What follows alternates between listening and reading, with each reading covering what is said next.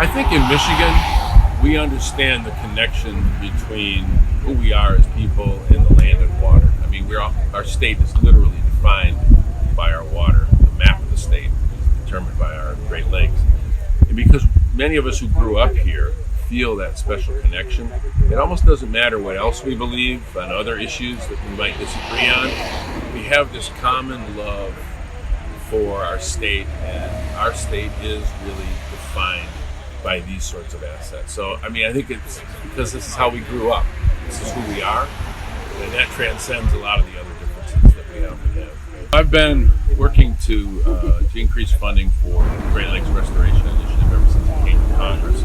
It's really important for me to be able to see when we're successful getting more money to do restoration, what that restoration looks like. And so being able to come here to take this airboat ride to the Crow Island area will help me be a better advocate for Great Lakes restoration, because I'll be able to speak specifically about the effect that it has, a very positive effect that it has. What we want to be able to argue is that we are restoring habitat for wildlife.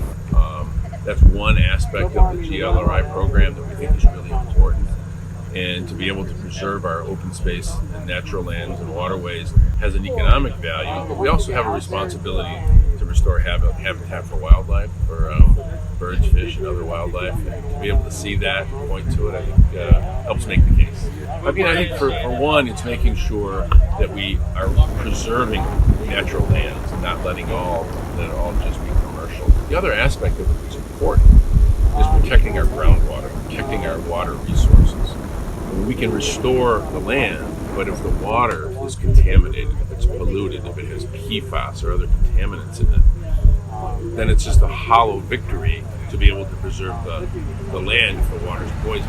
So often we don't understand the connection between smart, thoughtful, well-enforced regulations around groundwater and our ability to support habitat. This is a good example of the connection between the two.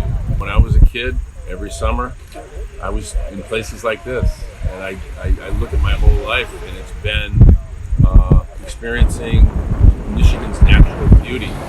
So it was almost without thought that when I went to Washington and had a chance to do something to preserve that, it wasn't so much that it was just a matter of public policy, it was something that was deep within me. So I guess I got to thank my parents for that.